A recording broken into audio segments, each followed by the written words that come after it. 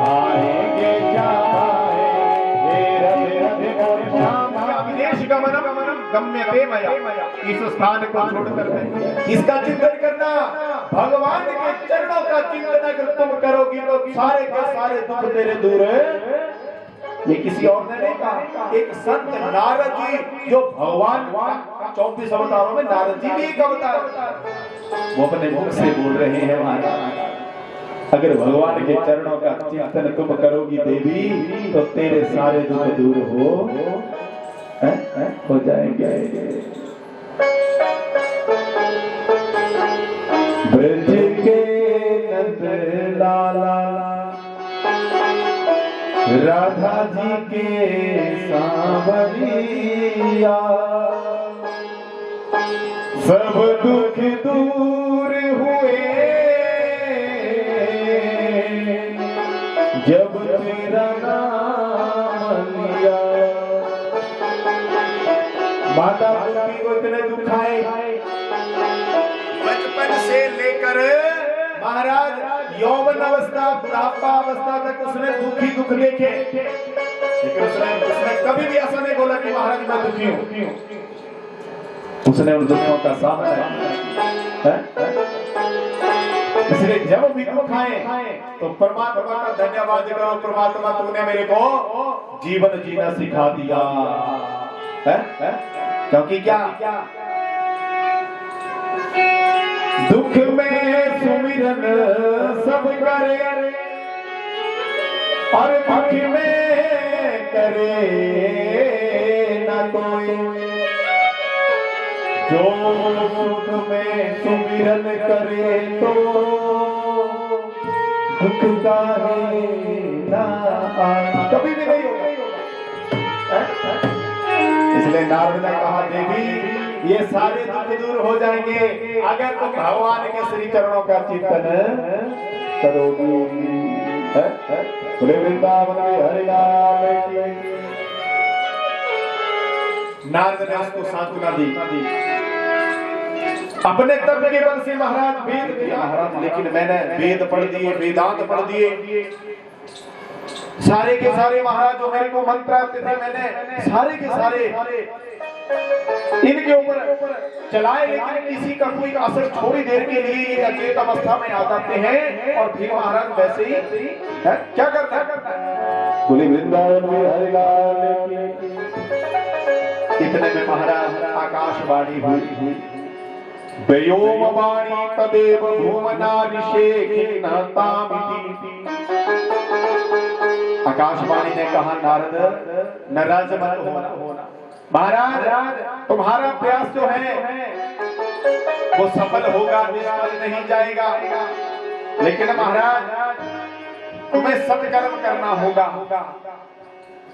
नारद ने कहा महाराज आकाशवाणी से कि मैंने महाराज देखो वेद को सुना दिया, वेदांत को सुना दिया, लेकिन फिर भी ये जागृत अवस्था में नहीं आते, तो अब कौन सा सत्कर्म करूं? कहा बोले वृंदावन में हरि लाल की। महाराज आकाशवाणी ने कहा कि सत्कर्म करो, और जैसे ही सत्कर्मों की बात आई नारद महाराज जो भी कोई मिलता उससे यही प्रश्न पूछते कि सत्कर्म क्या है, क्या है सत्कर्म? कहा बोले वृंदावन में हरि लाल की जय। लेकिन महाराज कोई भी सत्कर्मों के बारे में नहीं बता सका। बोले वृंदावन में हरि लाल की जय। महाराज इतने में कहते हैं ये जो सनक सनंदन सनातन सनत कुमार थे, ये चारों कुमार जो थे वो मिले और उनको देख करके नारद ने उनको रोका और उनसे यही प्रश्न किया महाराज सत्कर्म क्या है? महाराज सनक सनंदन सनातन सनत कुमारों ने कहा कि नारद जी जिस प्रकार रस जो है वृक्ष की जड़ से लेकर शाखा पर्यंत रहता है, कहा महाराज किंतु इस स्थिति में उसका रस स्वाद नहीं किया जाता। आम के पेड़ के एक टहनी ले लो महाराज, उस टहनी को हम सोचोगे कि ये मीठी है तो मीठी होगी नहीं होगी, उसके ऊपर लगने वाले जो आम के फल हैं वो ही मीठे होते हैं। इसलिए कहा ये जितने भी वेद और वेदांत बने हुए हैं ये कहा वृक्ष है। और ये जो श्रीमद् भागवत महापुराण है ये एक फल है। बोले वृंदावन बिहारी लाल की। महाराज अगर तुम चाहते हो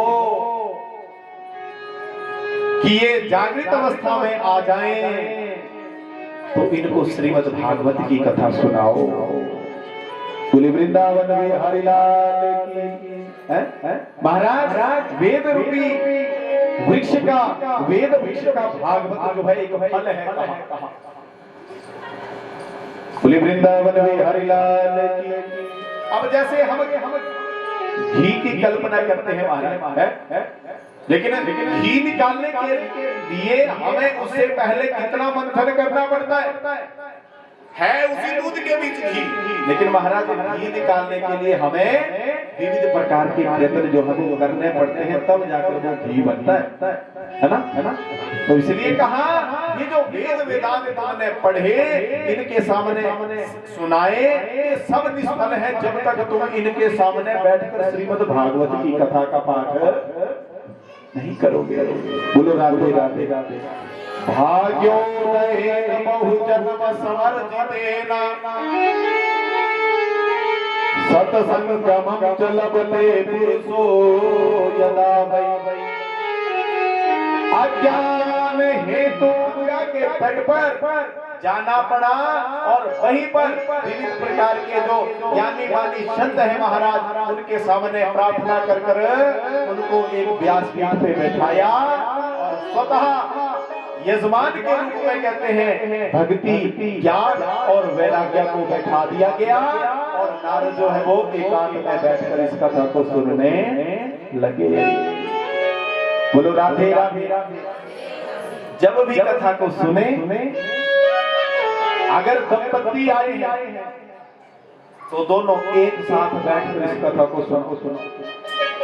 दोनों आए हैं तो महाराज दोनों एक आसन पर बैठकर इस कथा को सुनना।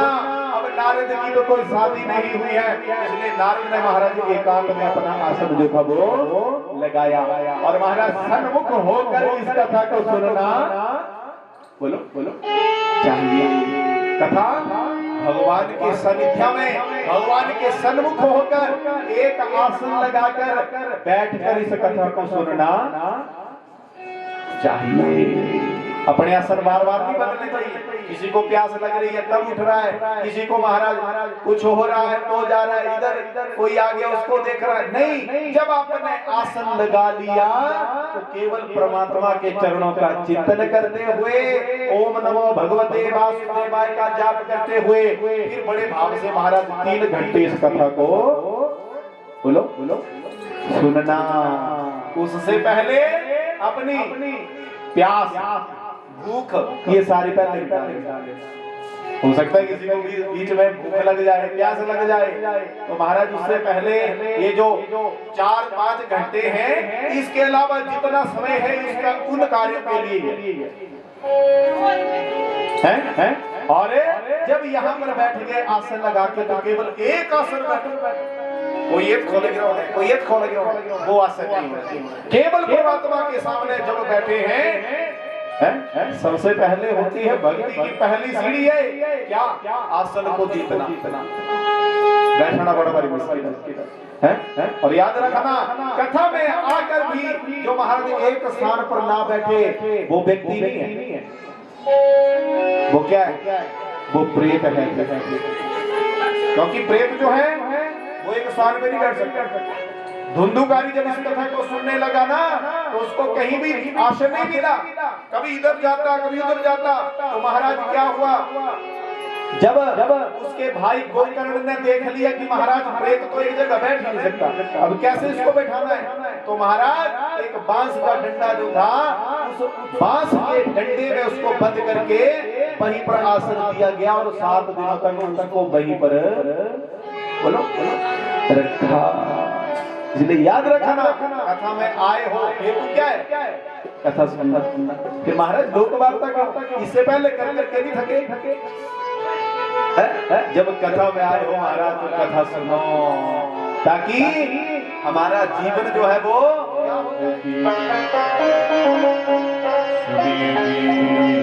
वीर हनुमान राम लखन सिया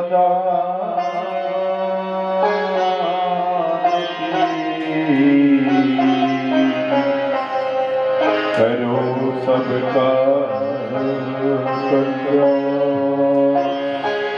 करो सबका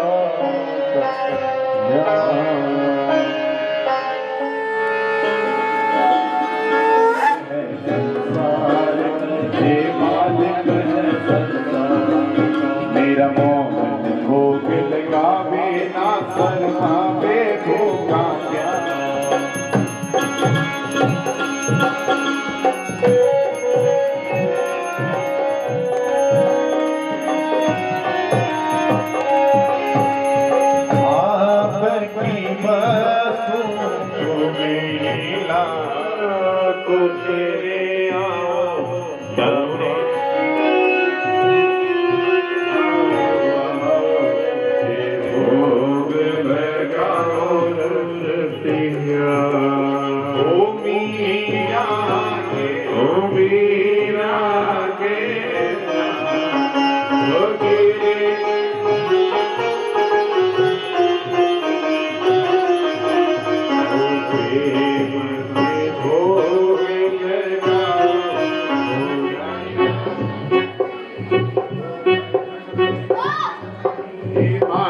गंगा हे गोवर्धन परि हे मानस गंगा गोवर्धन परि हे मानस गंगा हे गोवर्धन परि हे मानस गंगा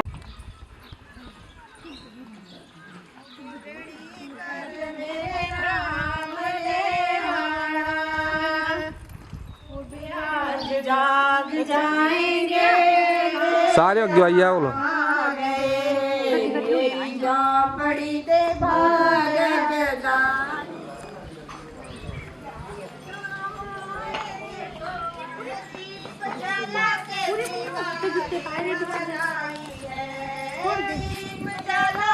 दिवाली में मनाई है मेरे जन्मों के सारे पाप मिट जाएंगे राम आ गए भोग लगाऊंगी अपने प्रभु जी को भोग लगाऊंगी मैं तो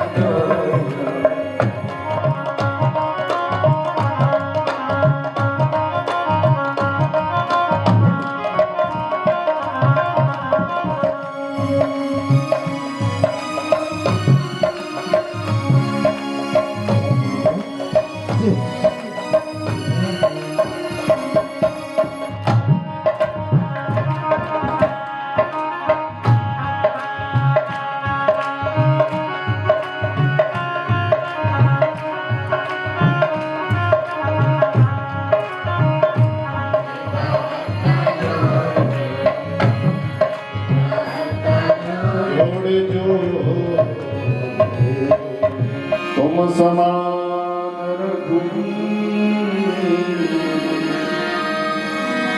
रस विचार गोवंश मणि होते हो जैसे शाम की सन होके जैसे शाम की सन होके जैसे शाम की सन होके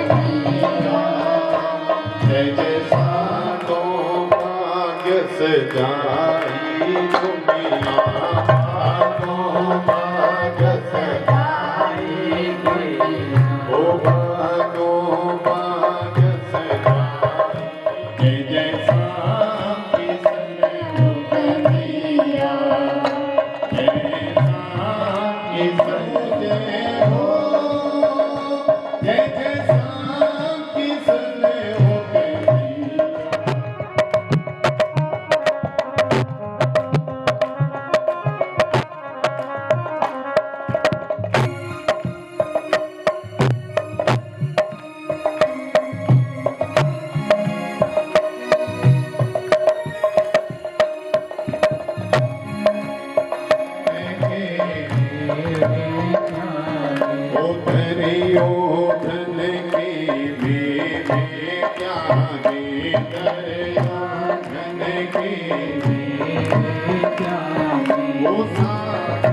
दूर घर खायो हरे ओ धन के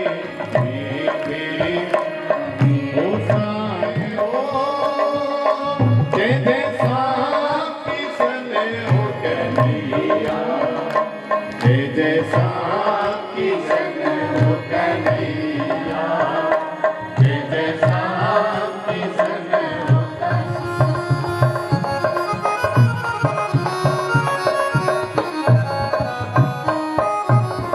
इंद्र का तूने मान बनाया इंद्र का तूने मान बनाया तुझे हो जय जय शाम की सन हो कन्हैया जय जय शाम की सन हो कन्हैया शाम की सन हो कन्हैया जय जय शाम की सन हो कन्हैया जय जय शाम की सन हो कन्हैया। इसलिए सदा से श्रीमद् भागवती कथा बार बार इस कथा को सुनना चाहिए। बोले सच्चिदानंद भगवान की। सकल भुवन मध्ये निर्धनास्ति धन्या निवसति हृदयेषां श्री हरि भक्ति रेखा। भक्ति हृदय में आ जाए महाराज, भक्ति उनके घर में नृत्य करती है। हम भक्ति के प्रेम पास में बद्ध हो जाते हैं। नारद जी बोले महाराज एक चमत्कार तो हमने देख लिया कि जिन ज्ञान वैराग्य के लिए हमने वेद वेदांत सुनाया, महाराज भागवत के श्रवण मात्र से वो जुबान हो गए और भक्ति नाचने लग पड़ी। इसका मतलब यह है कि महाराज हमारे बीच सोया हुआ वैराग्य और ज्ञान भागवत के श्रवण से जाग जाता है। बोले सच्चिदानंद भगवान की। ज्ञान वैराग्य जब जाग जाएगा तभी महाराज भक्ति जो है वो जागृत होगी। इसलिए भागवत सुनने से पहले जीव को ज्ञान और वैराग्य ये जगाने पड़ेंगे, तब भागवत समझाएगा। बोले सच्चिदानंद कौन कौन से लोग उतर गए? शनकादि ने कहा कैसे कैसे नहीं महाराज। ये मानवा पाप कृतस्तु सर्वदा, ध्यान से सुनना, सदा दुराचारता विमार्गगा क्रोधगनिदगधा कुटिलाश्च कामिना सप्ताह यज्ञेन कलौ पुनन्ति ते। किस किस जीव को भागवत सुनने की जरूरत होती है कहा। और कौन कौन से लोग जो हैं वो आज तक जिन्होंने इस कथा को सुना और वो तर गए। कोई आदमी यही चाहता है कि महाराज स्वर्ग की प्राप्ति हो, कोई नरक की और नहीं जाना चाहता। और याद रखना, स्वर्ग और नरक का यही पे पता चलता है कि हमने पिछला जन्म जो था वो स्वर्ग में भोगा है या नरक में भोगा है। उसके लक्षण व्यक्ति में विद्यमान होते हैं। पहला लक्षण है जो भगवान का हितैषी हो, भगवान की पूजा पाठ में जिसका मन लगा रहे, समझ लेना वो स्वर्ग की यात्रा करके आया है। जो निरंतर भगवान पे विश्वास रखे, निष्ठा रखे, भगवान पे भरोसा रखे, जो दान देने में सबसे आगे हो। कई बार आदमी होते हैं धन बहुत है लेकिन महाराज साथ में कृपणता बहुत ज्यादा है। किस काम का है वो धन? इसलिए याद रखना, जो व्यक्ति निरंतर दान देने में आगे रहता है वो भी पीछे स्वर्ग भोग के आया है। वृंदावन बिहारी लाल की जो निरंतर भागवत की कथा को सुनता है उसी के ऊपर परमात्मा की कृपा हो सकती है। इसलिए याद रखना, जिन व्यक्तियों में ये सारे लक्षण विद्यमान हैं वो पीछे भी स्वर्ग की यात्रा करके आए हैं और आने वाला जीवन जो है वो भी स्वर्ग की प्राप्ति होगी। वृंदावन बिहारी लाल की। इसलिए कहा, ये मानवा पाप कृतस्तु सर्वदा, जिस व्यक्ति ने पूरे जन्म पाप कर्म किए और सदा दुराचार बीमार गदा, सदा उसने लोगों को दुखी किया, किसी को महाराज सुखी नहीं किया। अगर ऐसा पापी व्यक्ति भी भागवत कथा को सुन ले तो उसको भी मुक्ति, ये ऐसी कथा है महाराज, मिल जाती है।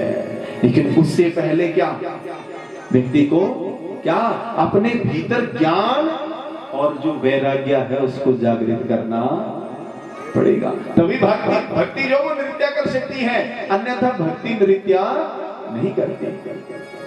बोले वृंदावन में हरिलाल की। महाराज प्रमाण रूप में बताओ, इसका प्रमाण पूछा तो कहा, तुंगभद्रा तटे पूर्वम भूत, और जोर से बोलो महाराज भी हरिलाल की। लेकिन महाराज जब वो चीज अपने पास आ जाती है तब पता चलता है कि इसका कितना मोल है, कितना आनंद देती है ये। इसलिए दूसरों को देखकर कभी भी दुखी नहीं होना चाहिए। बोले वृंदावन भी हरिलाल की। मेरे साथ चलो, कहा सन्यासी ने कहा, सन्यास जीवन में बहुत आनंद है, बेटा बेटियों में कुछ नहीं रखा है। बोले वृंदावन में हरिलाल की। एक उदाहरण दिए, कहा राजा सगर हुए, राजा सगर के कहा 60,000 बच्चे हुए, लेकिन महाराज सारे के सारे नालायक, बोलो सारे के सारे नालायक निकले। कपिल भगवान का अपमान कर दिया था और महाराज सारे के सारे भस्म हो गए थे। कई पीढ़ियों को तपस्या करनी पड़ी थी और महाराज जब तपस्या करी तो महाराज भागीरथ गंगा को लेकर आए और उस गंगा के आने के बाद फिर उनका उद्धार जो था वो हुआ। कितने बच्चे थे? 60,000 बच्चे थे, तो वो भी सुख नहीं दे पाए। वृंदावन में हरिलाल की। इसलिए पंडित जी कहा, बेटा बेटियों के चक्कर में ना पड़ो, हमारे साथ चलो, देखो जिंदगी का कैसा आनंद है। कहा वृंदावन में हरिलाल की। जब ब्राह्मण देवता को महाराज ये प्रवचन सुनाए तो ब्राह्मण देवता एकदम कहने लगे, संन्यास शुष्कः, संन्यास जो है कहा बहुत सूखा, अपूर्व आनंद है, कहा उसमें कोई आनंद नहीं है। बस राती पोते से भरा आंगन होना चाहिए तब आनंद है, कहा ये ब्राह्मण के विचार है। इतना जन्म हो गया महाराज, आज तक देखो ऐसा विचार मन में नहीं आया था, और आज ना जाने महाराज कैसे ये विचार जो थे वो बदल गए और दुखी रहने लगे। बोली वृंदावन में हरिलाल की। महात्मा ने सोचा कि ब्राह्मण के मन के महाराज ये जबरदस्त भूत चढ़ा हुआ है। बोले सच्चिदानंद भगवान की जय। महात्मा ने कहा पंडित जी मैं नाम का ही सन्यासी नहीं हूं, मुझे व्यक्ति की मस्तिष्क रेखा भी देखने आती है, मैं ज्योतिष का काम भी करता हूं और मैंने तुम्हारी मस्तिष्क की रेखा को देखकर तुम्हारा महाराज अगले 7 जन्मों तक का भविष्य देख लिया। तुम इस जन्म की बात क्या, अगले 7 जन्मों तक तुम्हारे भाग्य में पुत्र की प्राप्ति नहीं हो सकती। वृंदावन हरिलाल की। पंडित जी बोले लगे महात्मा जी मैं यहीं पर अपनी जान दे दूंगा, मैं घर नहीं जाऊंगा, तुम्हारे चरणों में मर जाऊंगा, तुम्हें ब्रह्म हत्या का पाप लग जाएगा। बोलो राधे राधे। महात्मा सोचने लगे महाराज हे भगवान कछु लेना ना कछु देना, बिना मतलब के महाराज अच्छे भले यहां से जा रहे थे और मैंने तो उसका दुख ऐसे ही पूछ लिया कि क्यों रो रहे हो। ले सच्चिदानंद भगवान की। अब मेरे ऊपर ही ब्रह्म हत्या का पाप लग जाएगा, इसलिए जाने दो महाराज, जो मर्जी करते हो विप्र। बोला नहीं, मरूंगा तो आपके सामने मरूंगा। महात्मा ने देखा, महात्मा ने एक फल दिया उसने, कहा अगर तुम नहीं मानते हो तो ये फल जो है इसको ले जाओ, इदम भगस्य पतन्या त्वम ततः पुत्रो भविष्यति। इस फल को ले जाना और ले जाकर अपनी पत्नी को खिलाना, तुम्हारी पत्नी जो है वो गर्भवती हो जाएगी और एक पुत्र को जन्म देगी। कहा देखो अगर खुशी से दिया होता महात्मा ने तब तो महाराज उसके फल और होने थे, लेकिन कैसे दिया, जबरदस्ती। और याद रखना सहजता से जो मिल जाए उसी को भगवान का प्रसाद समझना, जो जबरदस्ती करता है महाराज उसका परिणाम उल्टा होता है। बोलो राधे राधे। महाराज बड़ा प्रसन्न हुआ और आकर के अपने आंगन में जोर जोर से आवाज लगाने लगा अपने पंडितानी, हरिओ पंडितानी, हरिओ पंडितानी, हरिओ पंडितानी का जोर जोर से आवाज लगाई। अरे सुनती हो, देखो मैं तुम्हारे लिए क्या लेके आया हूं। अब बेचारी धुंधली पता नहीं क्या काम कर रही थी, एकदम से आई, क्या लेकर आए हो? कहा देखो मैं तुम्हारे लिए क्या लाया। कहते हैं एकदम से वो अपने झोले में से वो फल निकाला और देखो कहा मैं तुम्हारे लिए फल लाया हूं। अब कोई और होती तो महाराज उसने बड़ा उसका आदर सम्मान करता हूं, लेकिन कहने लगी हाँ आवाजें तो वैसे ही लगा रहे थे महाराज जैसे 9 लाख का हार लेके आए, फल मैंने आज तक नहीं देखे। कहा ये ऐसा वैसा फल नहीं है, ये साधारण फल नहीं है, ये सन्यासी का दिया हुआ प्रसाद है। इस फल को तुम खाओगी तो हमारे घर में संतान होगी। कहा बोली वृंदावन बिहारी लाल की। और जोर से बोलो। बच्चा होने की बात सुनी, सोचने लगी मैं इस फल को खाऊंगी, फल को खाने से मैं गर्भवती हो जाऊंगी, मेरे पेट में बच्चा होगा है? और जब गर्भस्थ अवस्था में कोई स्त्री होती है तो महाराज उससे भागा नहीं जाता, ऐसा नहीं घर में आग लग जाए। उसने 2 दिन अपनी मुख्य जो सहेलियां थी उससे वो बात नहीं की, वो समाचार नहीं सुनाया, तब तक महाराज वो हजम नहीं होना था, इसलिए अपनी जो मुख्य सहेलियां थी उन्हें सबको सुना दिया। राधे राधे। अब मन में विचार आया क्यों ना, वो तो बड़ी चौकी है, जब भी वो आती है तो कुछ ना कुछ लेकर के जाती है, इसलिए उसको मैं नहीं बुलाऊंगी।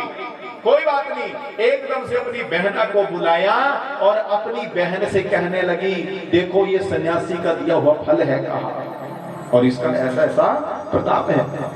बोलो वृंदावन बिहारी लाल। महाराज बड़ा तर्क किया उसने। अब बहन भी वैसे ही स्वभाव की थी, तुम उसके बदले मेरे को कुछ धन देना। मेरे पास धन नहीं है, कहा सौदा हो गया और कहा हमने देखना है कि ये फल जो है वो फलीभूत होता है कि नहीं, इसलिए उस फल को परखने के लिए प्रसन्न होकर के कि महाराज पुत्र की प्राप्ति हो गई। ब्राह्मण देवता बड़े प्रसन्न हुए, उस सन्यासी का धन्यवाद किया। महाराज आपका दिया हुआ पुण्य प्रताप का वो फल जो था आज मेरे को मिला है, इसलिए महात्मा जी आपका बहुत बहुत धन्यवाद। बोलो वृंदावन में हरिलाल की। महाराज उसकी बहन ने जितने में वो सौदा हुआ था वो पैसे लिए और कुछ समय वहां पर उसको रखा, बहाना लगा दिया कि महाराज मेरे स्तनों में दूध नहीं आया, इसलिए इसके भी यहाँ बच्चा हुआ, लेकिन बच्चा होकर के मर गया। तो क्यों ना जितने समय तक बच्चे का लालन पालन नहीं होता उतने समय तक हम इसको अपने पास रख लें। ब्राह्मण ने तब भी कुछ नहीं बोला। बोले वृंदावन में हरिलाल लगे। धुंधली ने फिर मना कर दिया। बोलो वृंदावन में हरिलाल की। क्या नाम रखा? अपना नाम था धुंधली और उसका नाम रख दिया, बोलो जोर से बोलो, धुंधुकारी। जैसा मेरा नाम है वैसा ही मेरे बच्चे का नाम। ब्राह्मण देवता ने कहा घर में कलह ना हो, इसलिए चुप हो गए। कोई बात नहीं, अगर आप अपने मन के अनुरूप अगर नामकरण करना चाहते हो तो करो, कोई बात नहीं। महाराज आत्मदेव का नाम जो ब्राह्मण था उसने उस गाय के उधर से जो बच्चा उत्पन्न होता उसका नाम रखा गोकर्ण। बोले गोकर्ण महाराज की जय। उसका नाम क्या रखा? गोकर्ण रख दिया। गो कहते हैं गाय और कर्ण कहते हैं कानों को, है? तो जिसके कान गाय के समान हो उसको कहते हैं गोकर्ण जी महाराज की। नहीं आ रही है आवाज? जय बोलो। जो गोकर्ण था महाराज वो हुआ प्रख्यात, और जो धुंधुकारी था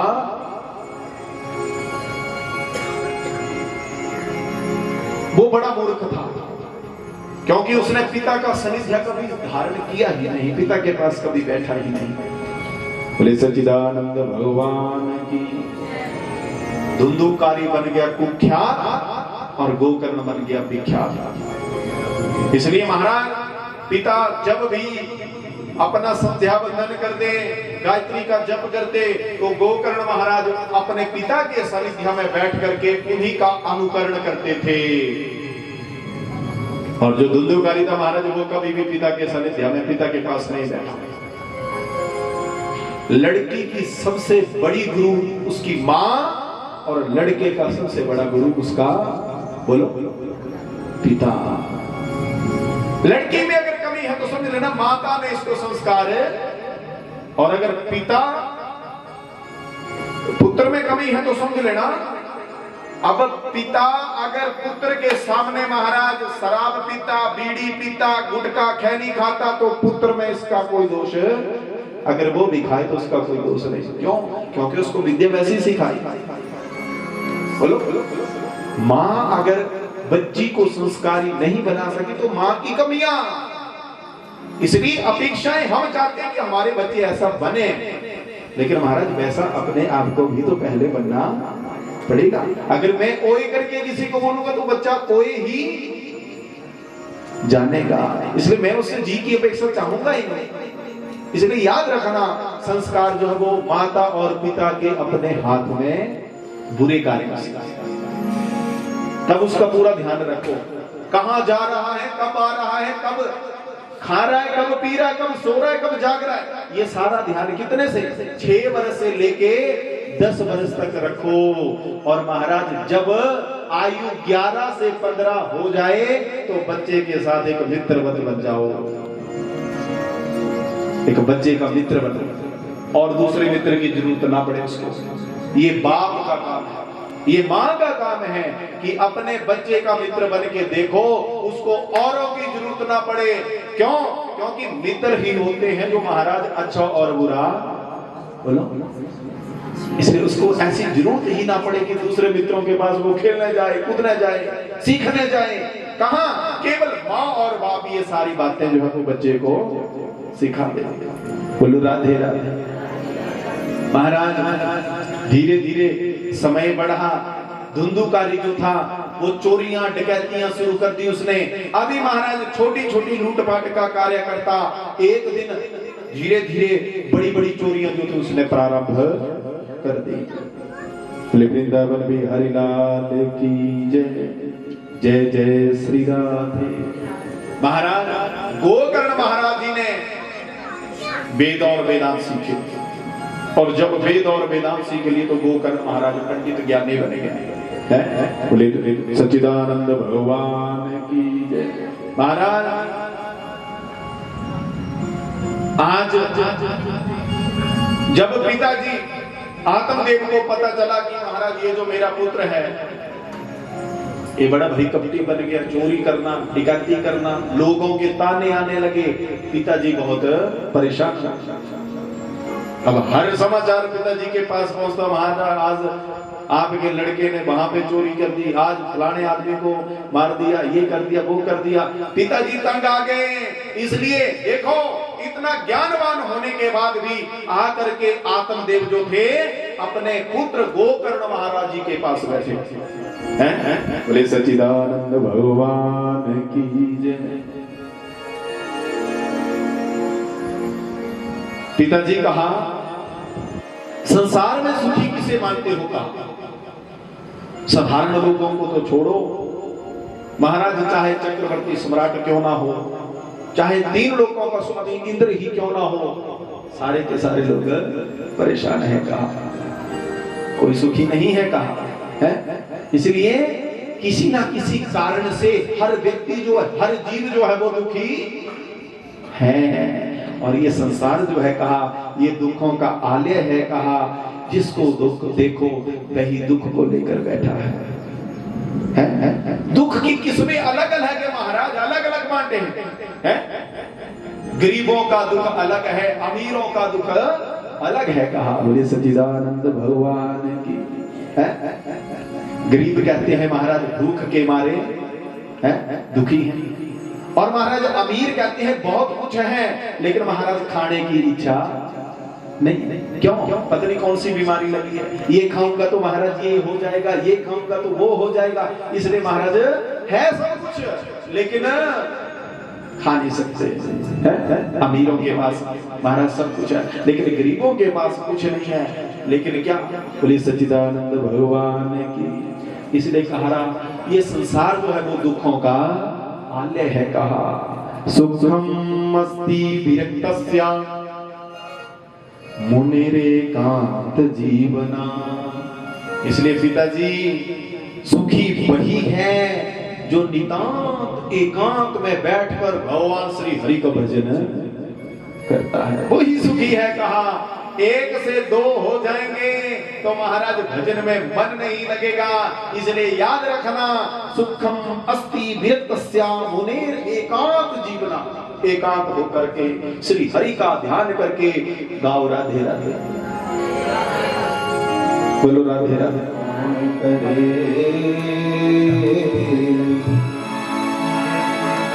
मामा के हर जाने हो लोगों कौन परे। मामा कन्या क्षमा क्षमा कौन करे। मामा के हर जाने लोगों कौन परे। मामा कन्या क्षमा क्षमा कौन करे। मामा के हर जाने लोगों।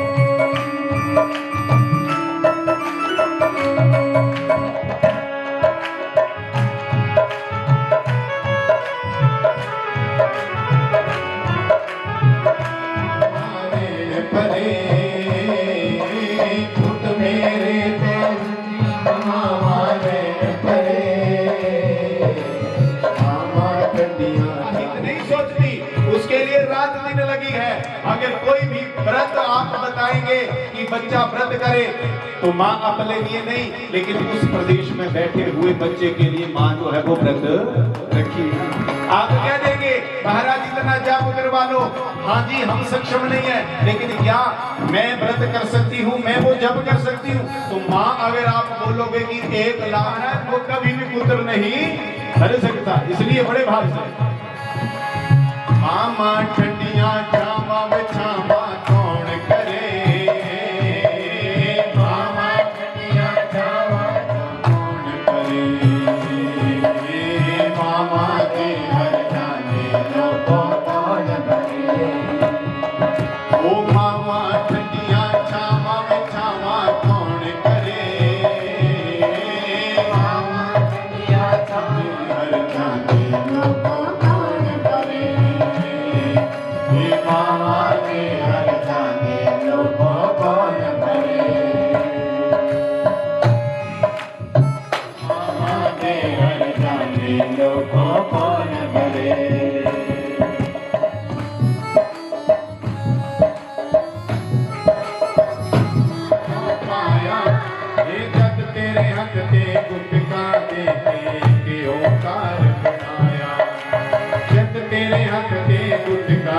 के राम नाम दी बोली हरे हरे राम नाम को कहते हैं एक चारपाई के साथ बांध दी तरीके से होती है। क्या किया? चारपाई से बांध दिया और महाराज एक तपता हुआ अंगारा जो था वो लिया और उसके मुख में ठूस दिया। सच्चिदानंद भगवान की न चीख सका न चिल्ला सका न किसी को आवाज लगा सका और महाराज ऐसे ही करते करते धुंधुकारी के प्राण पखेरु निकल गए। बोले सच्चिदानंद भगवान। स्त्रियों में बड़ा बल होता है। स्त्री चाहे तो घर को स्वर्ग भी बना सकती है और स्त्री चाहे तो घर को बोलो बोलो बोलो नरक भी बना सकती है। ये सब उसके हाथ में है। जो कुआं था उसमें कौन थी? धुंधली थी और उसी के साथ उसको भी बना दिया। एक साइड धुंधली और एक साइड धंधु मर गए दोनों। बोले सच्चिदानंद भगवान की। बोलो राधे राधे। महाराज एक बार एक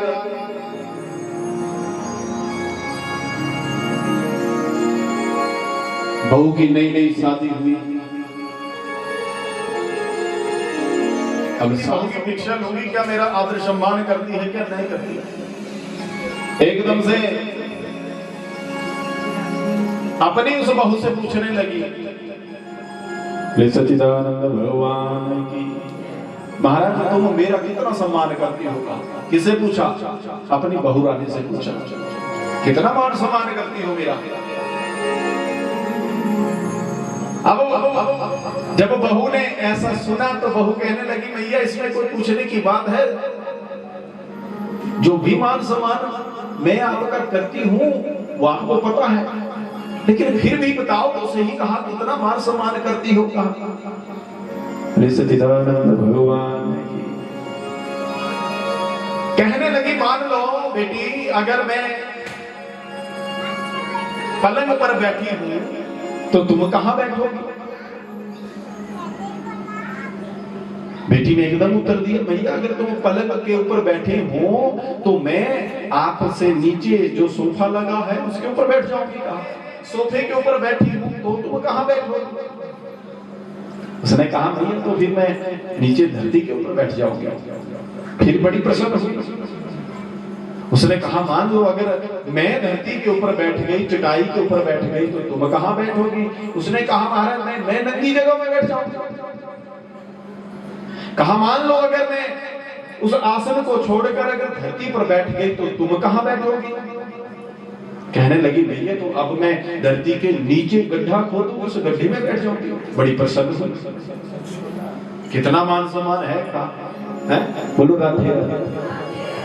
सासू मां कहने लगी मान लो अगर मैं उस गड्ढे में बैठ गई फिर तुम कहां बैठोगे? बहू रानी ने महाराज थोड़ी भी देर नहीं लगाई। बहू रानी कहने लगी भैया अगर तुम ऐसा कर दोगी तो ऊपर से माटी में डालोगी और सारा से अपना को मेरे दिल को तो प्यार तुमसे है, मेरे दिल को तो प्यार तुम। कहते हैं एक बार ये जो भगवान विष्णु थे इनके साथ गया का युद्ध हुआ और उस युद्ध में गया को मार दिया गया। और जब गया धरती पर गिर गए तो कहते हैं एकदम से प्रभु से प्रार्थना की कि प्रभु मैंने आज तक कोई अच्छा काम नहीं किया, लेकिन आपके हाथों मेरी मुक्ति हुई तो हे प्रभु कोई ऐसा कर्म करो जिससे मेरा नाम जो है वो आपके कारण प्रसिद्ध हो जाए। जो राक्षस था उसकी छाती के ऊपर अपने दोनों पैर रख दिए और कहते हैं उसी स्वरूप में उसको धरती के नीचे दबा दिया और उन्हीं चरणों से कहते हैं दो कुएं जो थे वो बन के तैयार हुए। जब भी जाओगे गया में तो देखना वहां पर दो कुंड हैं और वो जो दो कुंड हैं वो भगवान विष्णु श्री हरि के पाम हैं और महाराज उन्हीं पावों जो कुंड है उन्हीं से जल लेते हैं और उन्हीं का जल लेकर के फिर वहां पर पिंडदान पंडित लोग करवाते हैं। बोले सच्चिदानंद भगवान की। और कहते हैं जब पिंडदान वहां पे कर दिया तो फिर लोग कहते हैं महाराज वहीं पे पिंडदान कर दिया, अब घर में आकर के पिंडदान नहीं करेंगे। बहुत से सारे लोग ऐसा ही करते हैं। गया में जब पिंडदान करके आ जाएं, ना जीव का श्राद्ध करते हैं, ना पिंडदान करते हैं, ना जीव का तर्पण करते हैं। तो याद रखना, गया में पिंड की अलग महत्ता है, लेकिन उसके बाद भी घर में जीव का तर्पण श्राद्ध होना ही।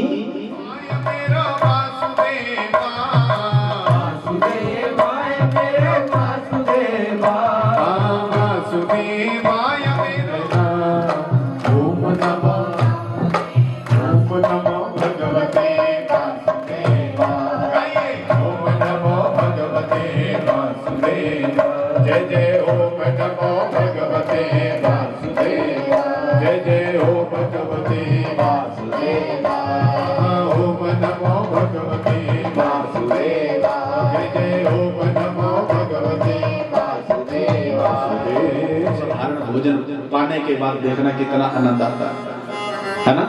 और जब महाराज एक वक्त आप भोजन करेंगे तो उस भोजन करने का भी है ना आनंद आएगा। बोलो राधे राधे हैं। और कहा कि एक वक्त जब भोजन करना तो घी जरूर पीना। घी पी करके कथा को सुनना और कथा को बोलना। अब बोलने के लिए और बैठने के लिए महाराज क्या चाहिए? इसलिए घी पियोगे तो ज्यादा टाइम जियोगे। बोल लिया कि एक चमचे से ज्यादा पी लिया तो कोई पता नहीं कब बीपी हाई हो जाए। बोले सच्चिदानंद भगवान की। इसलिए कहा जब भी इस कथा को सुने तो इन चीजों का जरूर अनुकरण करना चाहिए। ये व्रत के नियम है, यज्ञ के नियम है महाराज। 7 दिनों के लिए सेहत तभी हमारी ठीक रहेगी जब हम नियमों का पालन करेंगे। बोलो राधे राधे। महाराज बीच में जैसे एकादशी इत्यादि आ जाती है तो जीव को एकादशी का व्रत भी जरूर करना चाहिए है। और जिस जीव ने एकादशी का व्रत नहीं किया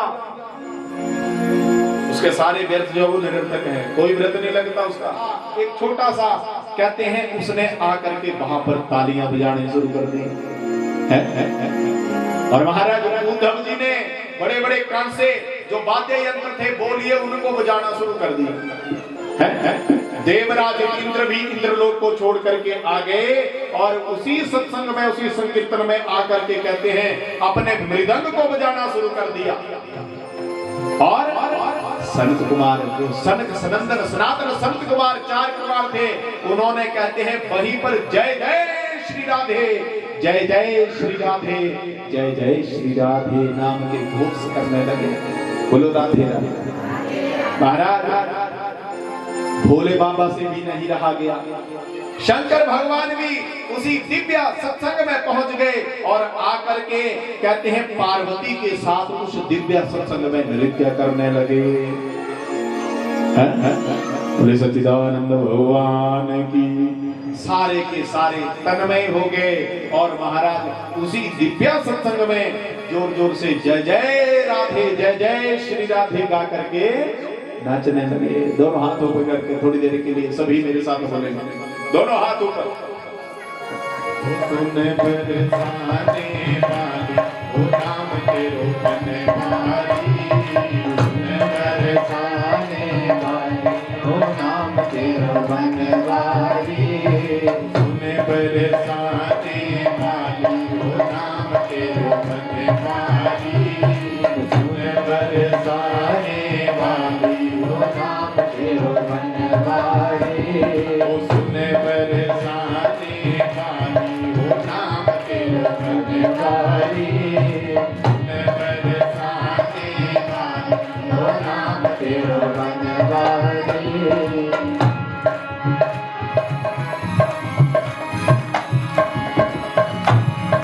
तेरी पायलिया से मान तेरी पायलिया से बाजे बजनिया, तेरी पायलिया से बाजे बजनिया, तेरी पायलिया से बाजे बजनिया, बाजे बजनिया, बाजे बजनिया, तेरी पायलिया से बाजे बजनिया, तेरी पायलिया से बाजे बजनिया। बाजे बिहारी ओ नाम तेरो बनवारी, सुने पर नाम तेरो बनवारी, सुने पर सारे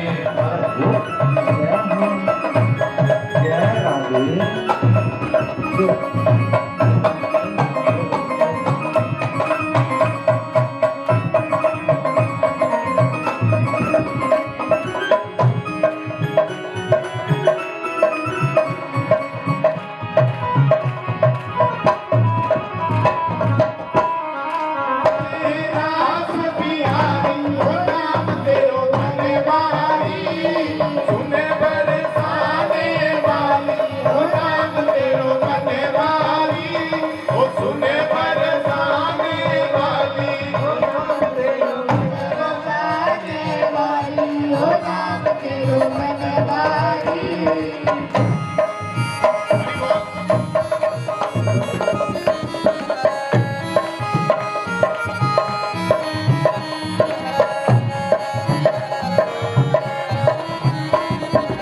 बड़ी बड़ी अखियन लीनो गजरा, बड़ी बड़ी अखियन बड़ी बड़ी अखियन लीनो गजरा, बड़ी बड़ी अखियन लीनो गजरा, अखियन लीनो गजरा, बड़ी बड़ी अखियन लीनो गजरा। काजल ओ काजल बिहारी ओ नाम तेरो बनवारी, ओ काजल कुंज बिहारी ओ नाम तेरी, सुने पर सामने वाली ओ नाम तेरो बनवारी।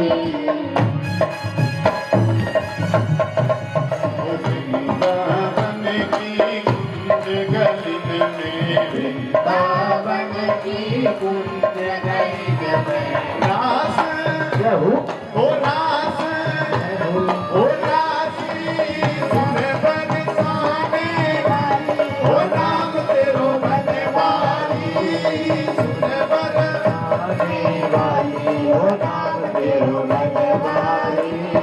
राधे राधे राधे राधे राधे राधे राधे राधे राधे राधे राधे राधे राधे राधे राधे राधे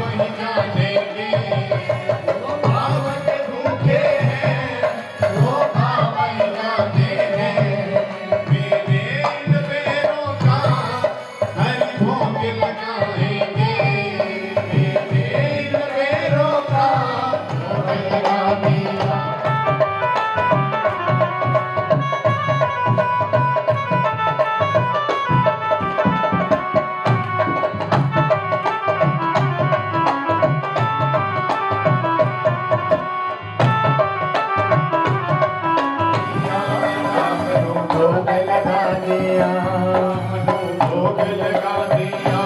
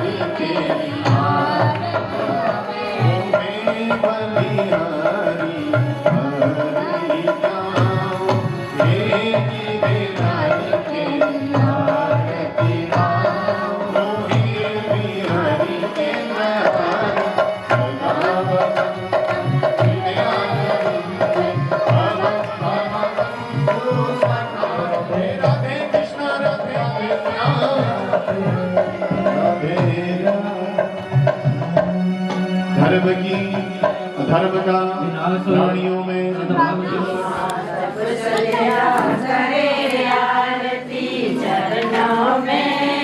चरणों में हनुमान राम की जय बोलो, चरणों में जय बोलो, सिया राम लखन की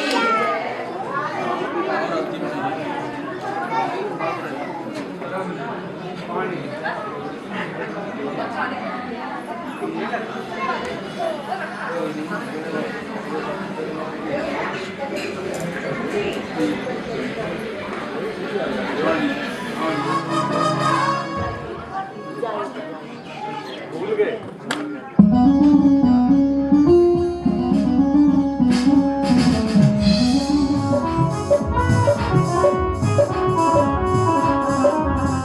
चलो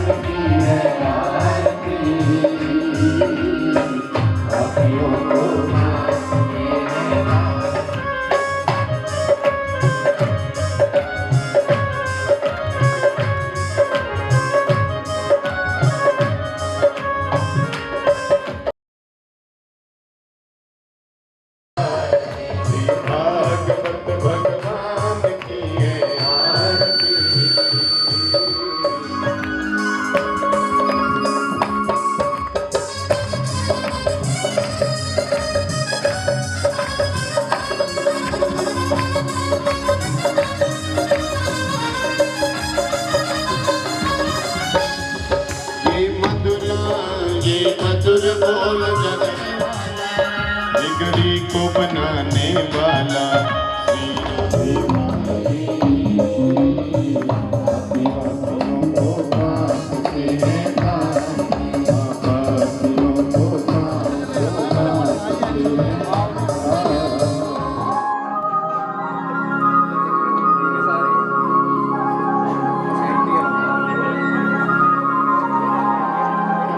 सुमनम मनम मन मनम मानम मनम वामनम विश्वासारसम माया जाल धवम धवम धव धवम धवम। इसलिए मैं चाहता हूं श्री चरणों का अवलंबन ले लेना चाहिए। वृंदावन भी हरिलाल की सभी सवारे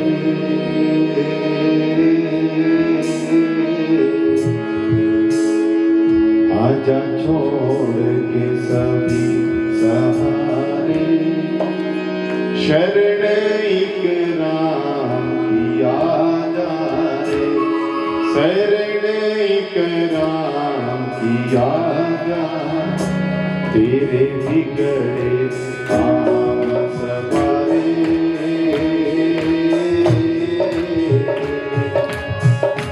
तेरे बिगड़े काम सवारे शरण एक राम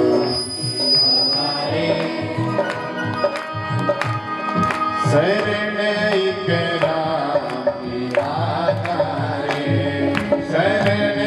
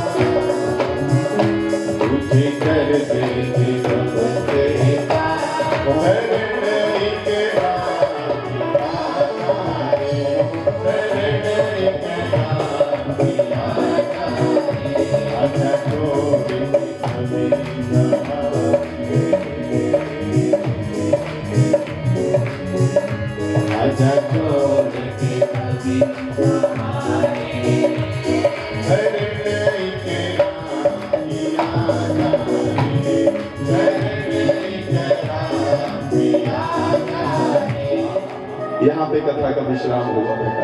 बोलो राधे राधे, और जोर से बोलो। जिस जीव की मृत्यु 7 दिनों में हो जाती हो उसको क्या करना चाहिए? कहा तुमने अपने लिए नहीं पूरे समाज के लिए ये प्रश्न है, क्योंकि मरना तो सबको है। इसलिए कहा मैं तुम्हें बड़े ध्यान से सुनाऊंगा। कहा सतयुग में एक व्यक्ति की आयु जो थी कहा लाखों वर्ष हुआ करती थी। कहा महाराज सतयुग के बाद त्रेताया व्यक्ति की आयु जो है वो और कम हो, द्वापर आते आते और कम हो गई, और जब कलयुग आया तो आयु जो है वो थोड़ी रह गई। कहा इसलिए ससुरारी प्यारी भई जब से व्यक्ति यही सोचता है कलयुग में मात्र 100 वर्ष की आयु जो तो निहित की गई। कितनी आयु? 100 वर्ष। लेकिन महाराज अब वो भी कम हो गई, अब केवल आंकड़ा 100 से 60 का रह गया। बोली वृंदावन में हरिलाल की। तो राजा परीक्षित ने कहा महाराज तो जिस व्यक्ति को महाराज ये संसारिक यात्रा छोड़ के जाना हो उसको क्या करना चाहिए? तो बड़े सहज भाव से कहा कि राजन जो व्यक्ति महाराज इस संसार में आया है संसारिक कार्य को छोड़ करके अपनी दिनचर्या जो है पहले उसको सुधारेगा। और उसमें सबसे पहले कहा जल्दी उठने के लिए कहा कि सबसे पहले जीव को जल्दी ब्रह्म मुहूर्त में उठ जाना चाहिए। सूर्योदय के बाद उठना कहा महापाप है, इसलिए ब्रह्म मुहूर्त में उठ करके परमात्मा का ध्यान करना। क्यों? उस समय बड़ा साफ माहौल होता है। कहा तो उसी समय परमात्मा के पास बैठ करके परमात्मा का अवलंबन करना चाहिए। बोली वृंदावन में हरिलाल की।